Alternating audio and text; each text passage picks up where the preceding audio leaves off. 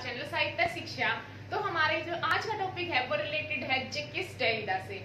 ये नाम तो आपने लिटरेचर में सुना होगा। जैकिस डेरिडा से पहले जो हमने वीडियो बनाई है उसमें हमने आई रिचर्ड के ऊपर डिस्कस किया था।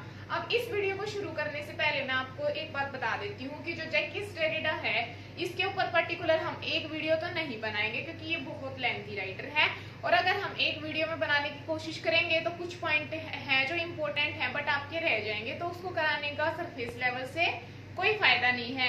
अगर कोई ऐसा राइटर है कि जिसको सरफेस से करना है तो वो भी मैंने एक वीडियो में कंप्लीट करवाया हुआ है। अगर आप अब तक आपने नहीं देखा है तो आप देख सकते हैं चैनल पे विजिट करके। बट ये जो राइटर है रिचर्ड था जो वो और डेरिडा, ये दोनों के दोनों बहुत ही इंपॉर्टेंट फिगर हैं अपनी अपनी थ्योरीज के अंदर। जैसे कि अगर हम डेरिडा की बात करें तो ये डीकंस्ट्रक्टिविज्म के बहुत ही ज्यादा कह सकते हैं फादर बोले जाते हैं डीकंस्ट्रक्टिविज्म के। तो अगर हम सोचें कि इनको कोई 15 मिनट 20 मिनट या आधे घंटे में हम डिस्कस कर सकते हैं तो ये बिल्कुल गलत है। तो देखो आई रिचर्ड के ऊपर भी हमने जो पहले फर्स्ट वीडियो है वो उसके इंट्रोडक्शन के ऊपर बनाई थी, देन थ्योरीज के ऊपर, देन उसके इंपोर्टेंट वर्क्स को हमने डिस्कस किया था, और लास्ट में हमने PYQs करे थे 2005 से लेकर 2022 तक के सारे PYQs जितने भी आई रिचर्ड के अब तक एग्जाम में आए हुए हैं वो मैंने सारे डिस्कस किए थे। अगर अभी तक आपने वीडियो नहीं देखी है तो विजिट करके देख सकते हैं, नहीं तो मैं डिस्क्रिप्शन में लिंक भी आपको दे दूंगी।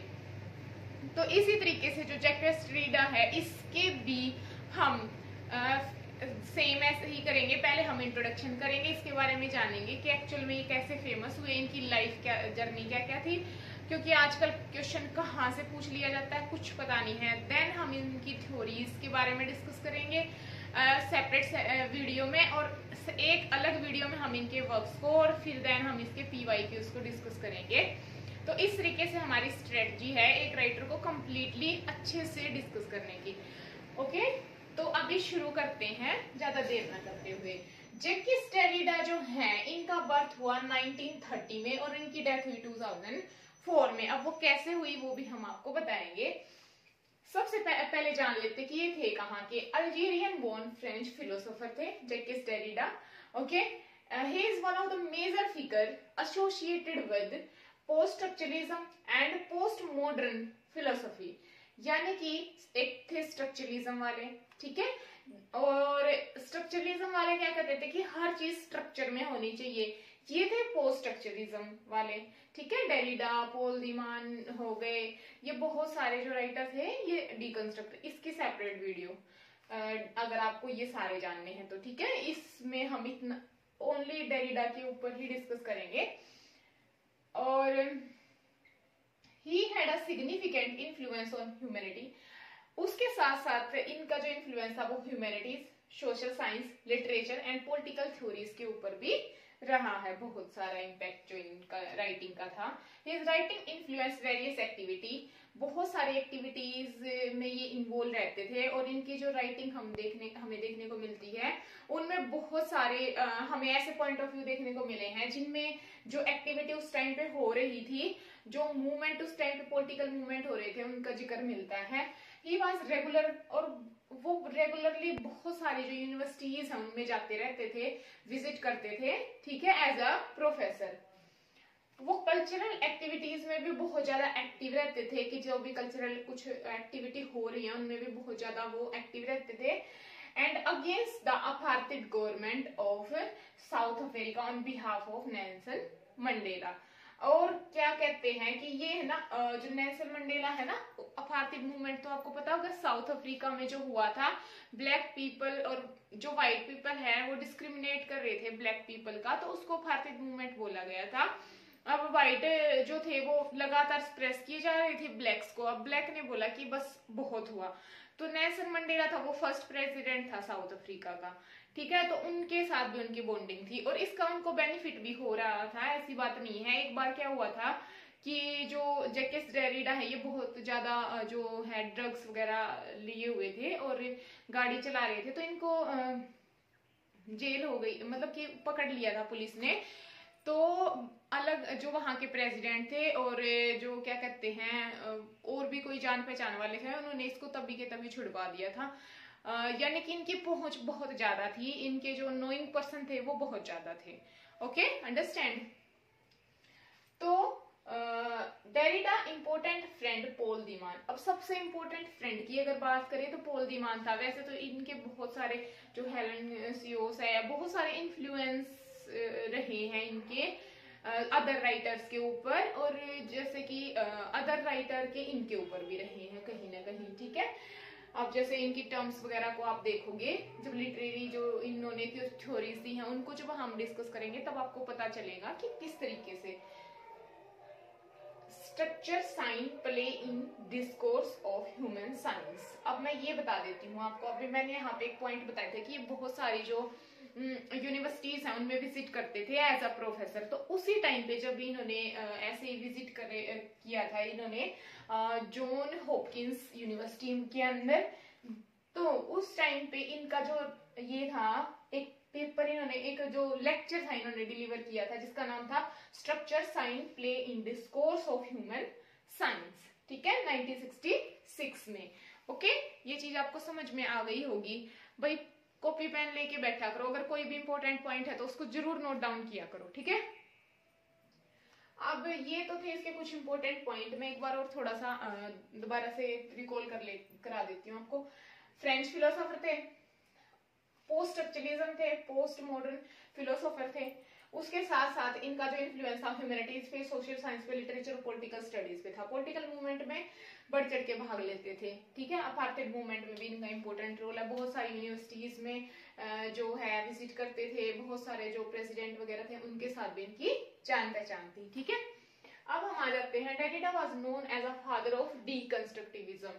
इनको किसका फादर बोला जाता है? डीकंस्ट्रक्टिविज्म का फादर बोला जाता है। ये चीज मैंने शुरू में बता दी थी। और डीकंस्ट्रक्टिविज्म क्या है? Critical thought of analyse develop in 1960 में जो क्रिटिकल थॉट्स की जो एक ब्रांच थी वो उभर के सामने आई थी, दैट इज कॉल्ड डीकंस्ट्रक्टिविज्म। डीकंस्ट्रक्टिव मतलब कि हर चीज, वो कह रहे हैं कि स्ट्रक्चर में नहीं है, बाइनरी होती है चीजें, एक दूसरे के अपोजिट होती है, जैसे डे नाइट, ठीक है, मैन वुमेन। वो कह रहे थे कि मतलब कि हर चीज है वो किसी न किसी चीज के अपोजिट आती है। अगर हम एक किसी चीज को, एक इंटेलिजेंट है एक पुअर है, मतलब कि रिच पुअर, मतलब इस तरीके की जो चीजें हैं वो होती हैं एक्चुअल में। जो पोस्ट स्ट्रक्चरलिस्ट थे, डीकंस्ट्रक्टिविज्म थे, उनका मानना था, डेरिडा का मानना, कि हर चीज है उसकी एक अपोजिट साइड होती है। Okay, in his essay cogito and history of madness 1963 में, अब देखो ऐसे ऐसे पॉइंट पेपर में बहुत पूछे जाते हैं इसलिए मैंने इसको इंक्लूड किया है। उनका जो ऐसे था कोगिटा एंड हिस्ट्री ऑफ मैडनेस 1963 में, उसमें जो मिशेल फूको था, अब मिशेल फूको जो था ये बहुत ही इंपॉर्टेंट राइटर है लिटरेचर का।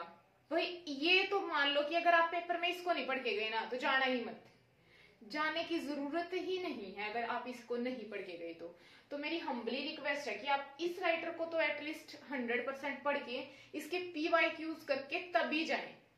पावर नॉलेज कंसेप्ट है, हिस्ट्री ऑफ सेक्सुअलिटी है, सारे जो इसकी इंपॉर्टेंट चीजें हैं एटलीस्ट इसका इंट्रोडक्शन वगैरह वो पढ़ के जाएं। और हाँ, मैंने इसके ऊपर वीडियो भी अपलोड की हुई है, तो आप देख सकते हो, मैं डिस्क्रिप्शन में आपको लिंक दे दूंगी, वो आप देख लेना। हिस्ट्री ऑफ सेक्सुअलिटी के ऊपर मैंने अलग वीडियो बनाई थी क्योंकि वो बहुत इंपॉर्टेंट है, पावर नॉलेज वाला कंसेप्ट भी इसका, उसके ऊपर अलग वीडियो है। बट इसके PYQs अभी तक मैंने नहीं बनाए, पर मैं कोशिश करूंगी अगले 2-4 दिन के अंदर मैं अपलोड कर दूं, ठीक है। तो चैनल को सब्सक्राइब कर लो ताकि अगर बनाऊंगी तो आपको नोटिफिकेशन आ जाएगा, ठीक है। तो जो मिशेल फुको की बुक थी हिस्ट्री ऑफ मैडनेस, इस हिस्ट्री ऑफ मैडनेस में इन्होंने मतलब बताया था कि कैसे जो एक पेशेंट होता है उसका ट्रीटमेंट किया जाना चाहिए, रेनेसा पीरियड में कैसे होता था, अब उसको किस तरीके से ट्रीट किया जाता है, इस तरीके की बातें इन्होंने बताई हैं। तो इस बुक का क्रिटिसिज्म उन्होंने अपने ऐसे कोगिटा एंड हिस्ट्री ऑफ मैडनेस में किया था 1963 में। ये पॉइंट भी आपको याद रखना है। अब ये तो था इनके जो लाइफ थी उनका इम्पोर्टेंट एक डिस्क्रिप्शन। मैं इनकी डेथ और बता देती हूँ कैसे हुई थी। 2004 में इनकी डेथ पैनक्रिटिक कैंसर के कारण हुई थी, इनको कैंसर हो गई थी जिस वजह से इनकी डेथ हो गई थी, ठीक है। अब हम इनकी थ्योरीज को डिस्कस करने वाले हैं। थ्योरीज हैं, मेरी जो स्ट्रेटजी है कि एक जो वीडियो होती है उसमें आपको सारी थ्योरीज के नाम बता दिए जाएं ताकि कई बार क्या होता है कि क्वेश्चन होते हैं कि राइटर क्या है, एक साइड राइटर दे देते हैं, एक सारी थ्योरीज दे देते हैं, तो उनको मैच करना होता है, ठीक है। और वो कोई भी पूछ सकते हैं जो इंपॉर्टेंट होती है। कई बार वर्क्स के नाम दे देते हैं और फिर राइटर का नाम दे देंगे। और कई अभी तो जो रिसेंट क्वेश्चन आए थे उसमें तो जो ईयर था उससे मैच करने थे, जो राइटर्स की जो बुक थी वो, तो हर चीज इंपॉर्टेंट हो जाती है। तो मेरी कोशिश ये है कि आप थ्योरीज को इसमें करें और प्लीज कॉपी पेन पे नोट डाउन कर लें कि किसकी क्या थ्योरीज है। अगर आप उसको 2-3 बार रिकॉल करते हो तो वो ऑटोमेटिक याद हो जाती है। फिर जब आप क्वेश्चन सोल्व करोगे तो वो रिमाइंड होती है कि ये तो मैंने वो पढ़ी थी शायद, है ना। तो इनकी जो थ्योरीज है उनको ध्यान से देखना। अभी अगली वीडियो में जो भी इंपॉर्टेंट थ्योरी हुए उनको डीपली डिस्कस करेंगे, ठीक है। तो अभी देखो, difference, phallocentrism, free play, arch writing, trace, hauntology, chora, pharmakon and deconstructivism, ये सारी जो थ्योरीज हैं 9-10, ये सारी की सारी थ्योरीज दी थी डेरिडा ने। इनके नाम तो आपको छोड़ने ही नहीं है, ठीक है। प्लीज मेरी रिक्वेस्ट है आपसे कि पक्का इनको पढ़ लो और रिकॉल भी कर लो, ठीक है। अब इनके जो वर्क्स हैं, जो इंपॉर्टेंट वर्क्स हैं, उनके बारे में हम जान लेते हैं वो कब पब्लिश हुए। एक्चुअल में तो ये क्या थे, फ्रेंच फिलोसोफर थे, बट इनके जो वर्क हैं वो ट्रांसलेट किए गए हैं, ठीक है। ऑफ ग्रामेटोलॉजी, ये तो भाई बहुत इंपॉर्टेंट है, 1967 में इसको जो गायत्री स्पार्क चक्रवर्ती है उन्होंने ट्रांसलेट किया था इंग्लिश में, ऑफ ग्रामेटोलॉजी के नाम से 1967 में पब्लिश हुआ। स्पेक्टर ऑफ मार्क्स 1993 में, स्पीच एंड फिनोमिना 1967 में। इनके पीरियड का जो सबसे इंपॉर्टेंट था ना 1967, इनके 3-4 इंपॉर्टेंट वर्क ऐसे हैं जो 1967 में ही पब्लिश हुए हैं, ओके।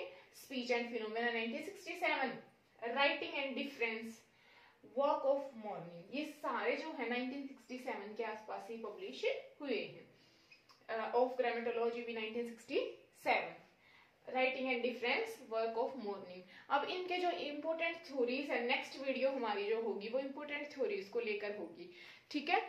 तो आई होप कि आपको सारा समझ में आया होगा, अच्छे से क्लियर हुआ होगा। मैं कोशिश करती हूँ कि ज्यादा लेंथी वीडियो ना हो, बस आप इंपॉर्टेंट चीजों को ही पॉइंट आउट करें, नोट डाउन करें और अच्छे से उनको 2-3 बार, अगर मान लिया 10 मिनट की वीडियो है तो आप वीडियो देख के जो भी आपने लिखा 10 मिनट अगर उस पर लगाएंगे तो मैं गारंटी के साथ कह सकती हूँ कि पेपर में आप कितने अच्छे से परफॉर्म कर पाओगे। अभी भी जितनी मेरी पिछली वीडियो है उनमें से भी कम से कम 10 या 12 क्वेश्चन पेपर में डायरेक्ट आए हुए थे, ठीक है। तो भाई ठीक है, आज के लिए इतना ही, मिलते हैं नेक्स्ट वीडियो में। तब तक के लिए हंसते रहें, मुस्कुराते रहें, खुश रहें। अगर वीडियो अच्छी लगी तो चैनल पे को लाइक, शेयर और सब्सक्राइब करें। Thank you.